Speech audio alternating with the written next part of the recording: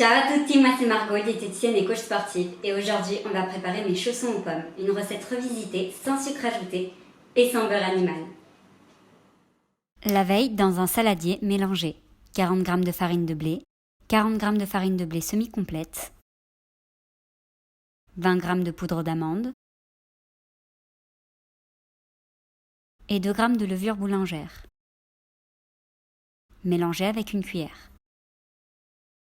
Puis, ajoutez 100 g de skyr nature 0% de matière grasse ou 100 g de fromage blanc 0% de matière grasse. Enfin, ajoutez quelques gouttes d'arôme édulcoré à la pomme, puis bien mélanger. Pétrir avec les mains jusqu'à obtention d'une boule de pâte, puis replacer la boule obtenue dans le saladier, le recouvrir de film alimentaire et laisser reposer à température ambiante toute la nuit. Le lendemain, cuire dans une poêle anti-adhésive une pomme épluchée coupée en petits dés, une banane coupée en lamelles,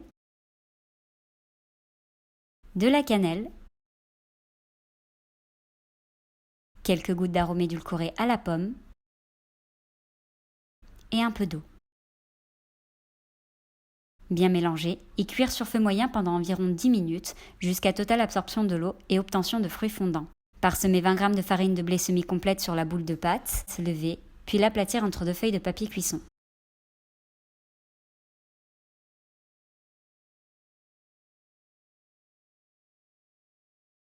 Laissez les fruits cuits tiédir hors du feu. À l'aide d'un emporte-pièce rond, formez 6 grands cercles de pâte. Ajoutez aux fruits cuits 100 g de compote à la châtaigne,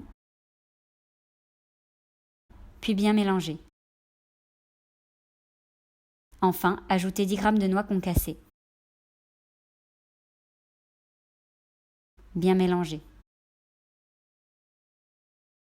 Placez une cuillère de fruits au centre de 3 cercles.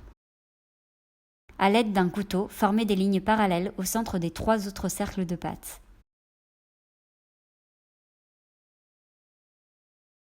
Recouvrir les fruits avec le cercle de pâte découpé. Pressez les bords avec les doigts. Puis bien coller les bords des 2 cercles à l'aide d'une fourchette.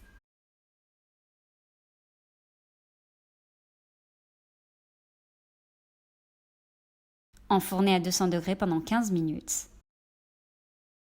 Puis disposez les chaussons aux pommes sur une assiette.